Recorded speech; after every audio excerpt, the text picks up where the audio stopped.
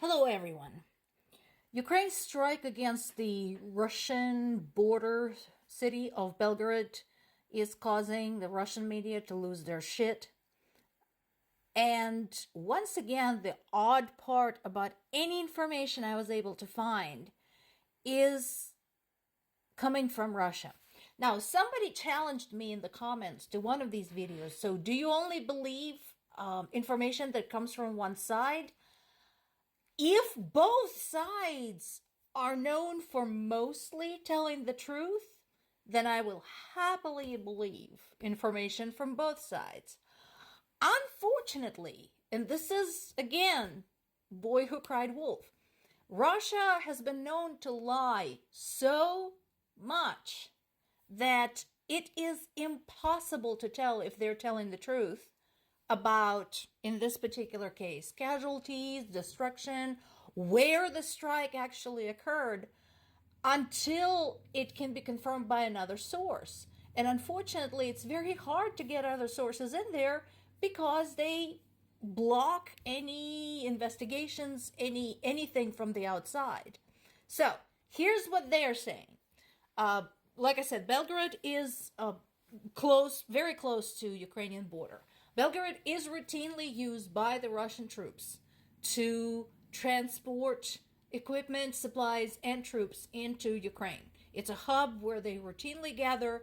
So that is a well-known fact. Now, what Russian media is saying that in this particular case, during a anti-air attack, Ukrainian rockets flew into Belgorod and hit a shopping center and killed and wounded some civilians, including a child. Now, this is one of the kind of story traits that has been common for Russian media, and something again that cannot be verified. So I started looking for this. They always say a child. It's always one child.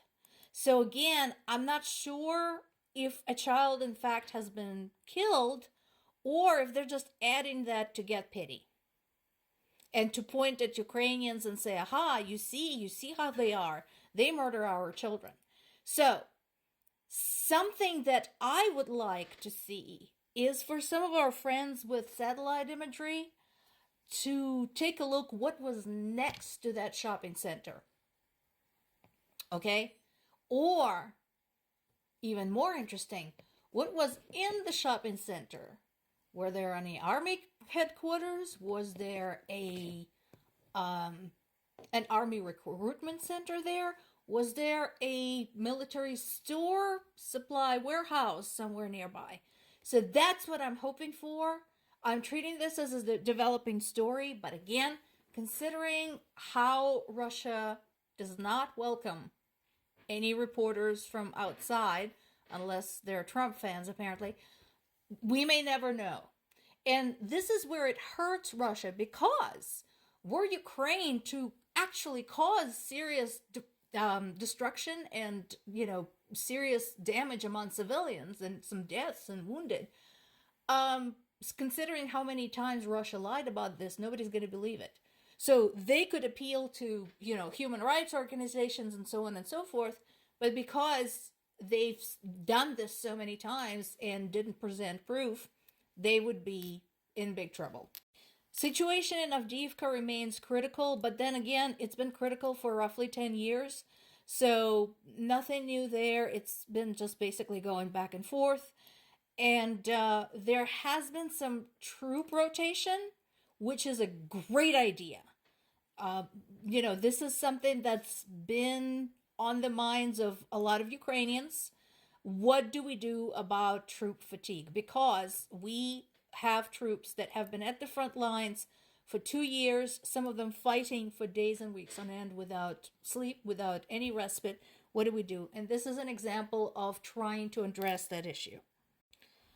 Both Independent and Reuters are covering which parts of the Ukrainian troops have been sent to Avdiivka. Again, two independent sources from two different areas, Reuters being kind of an EU source and Independent being a UK source. So if you need to look it up here. Now, this is something that has been confirmed by other sources. There's been more attacks on Kiev, and I will show you some more information about attacks on other areas. And meanwhile, as the government is determining what to do next, Zelensky turns his eye toward the Black Sea. But again, this is where I caution anyone about making any conclusions about what Zelensky is trying to do.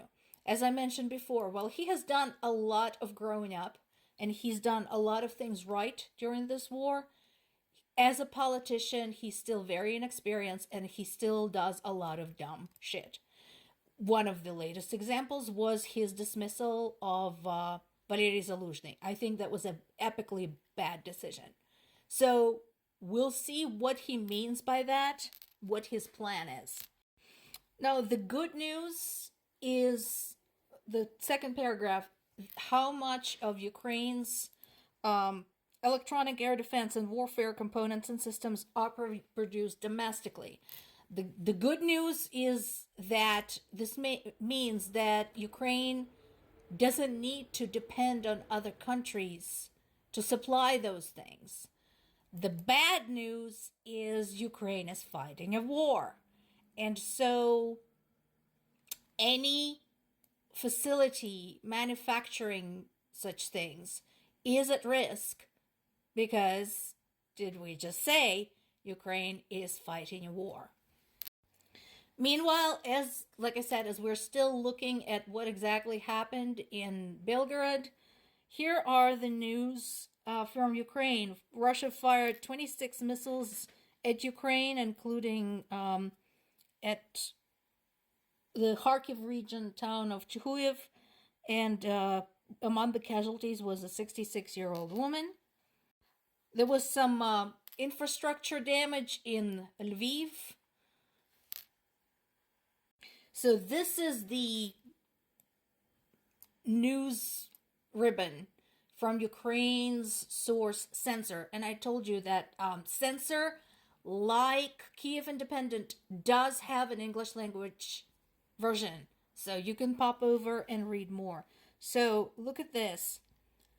The Ukrainian army repelled 51 enemy attacks. Occupiers shelled Dnipropetrovsk. Now look at this. These are not dates. These are timestamps. So this is updated regularly. And these two timestamps are within 1 hour of each other. And it's just two examples. Here's some more.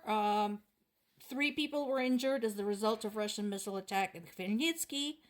At this point, Ukraine losses from war are approaching $500 billion. More Russian assault groups eliminated. So if you were to just go there and pull up all the news, this is how it is. It just doesn't stop. NATO Chief Stoltenberg promised a million drones to Ukraine from NATO, but the problem again is we don't know when that's going to happen. So at this time, there's a project in the works to start mass making kamikaze drones that are basically bare bones and don't require complex assembly, electronic components, and programming. Start getting those done basically on using the communal resources. People have already suggested this. Ukrainian citizens have offered their services to do this. And so this is likely going to go live. People are going to start making those drones at home, shipping them off to the army, or, possibly there's going to be distribution centers, etc. And I kind of have faith that this particular effort is going to be a great success.